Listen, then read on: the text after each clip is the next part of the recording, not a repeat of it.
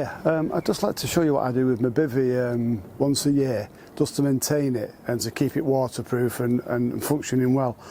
I use this Fabsil fabric cleaner, fabric protector. It's a very good product. I've used it for loads of years, and it works well on the bivvies. I would say though, but test it on a small part of your bivvy, just make sure it doesn't colour your bivvy anyway. You know, you don't want your bivvy getting ruined. But I've found it never to discolour any of my bivvies what I've had. So I would imagine it would be all right. But just test it anyway. Just make sure it doesn't do it. It's UV protected as well for the sun. So it's a really good product, and quite cheap as well for a 5 litre can. I think it was 20 quid or something, and it's still loads, and it's lasted me ages. So anyway, so what I do is I pour some in. I find this the best way of doing it. I pour some into a dish like this, and just use a small 2-inch brush, and basically just paint it on. You know, it spreads really well, goes on nice and even, and just make sure that you get all those little parts where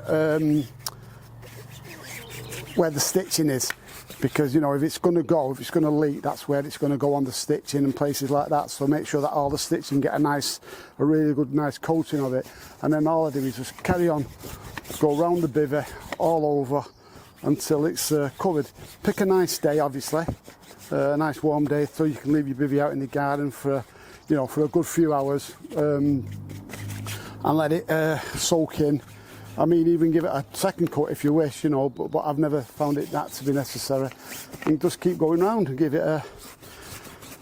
You can see, I mean, it's easy to do. You can see where you've been with it, because it obviously goes very dark when the material, so you can see where you've gone on it, and just keep, like I'm doing now, just give it it stinks a bit, but you know, that does fade. It doesn't last in the bivvy, that smell. But it does stink a little bit when you're going on that. But yeah, it's good. It's a good product, and it's well worth doing for the year.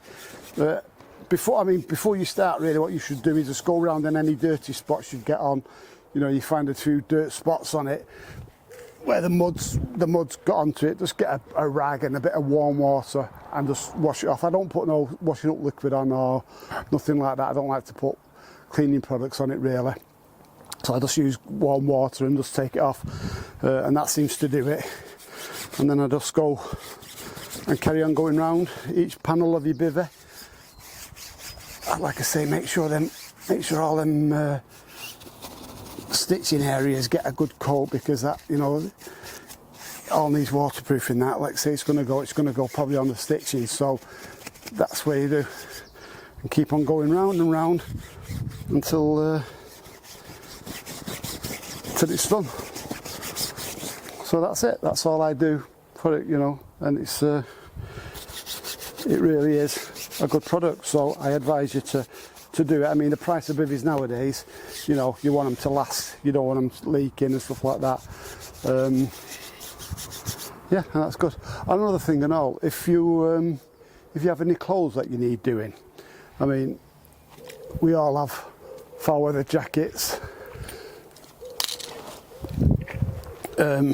You know, foul weather garments like this, what eventually don't become waterproof, and you start letting water in when you're on the bank.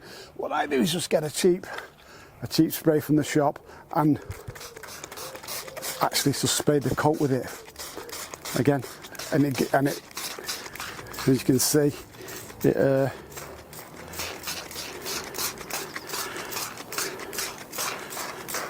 and that will make the coat actually waterproof again. It's like I say, they do smell a little bit when you put it on. It's that silicone-y smell, but that fades. After a few hours. I mean, you don't smell anything. But yeah.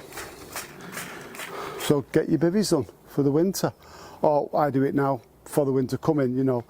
I mean, you can do this maybe twice a year if you wanted to. It would do no harm to the bivvy. And then everything's going to be nice and waterproof.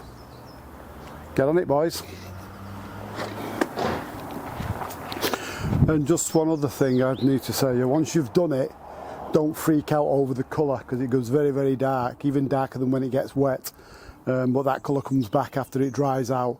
So leave it in the garden as long as you can, 2, 3, 5 hours, as long as you can leave it in the garden, let it dry out completely, and you're waterproof for another 12 months. And for the price of the Fab Sill, it's worth doing, I think. Same with your coats and stuff like that. So yeah, get them done for the bad weather coming.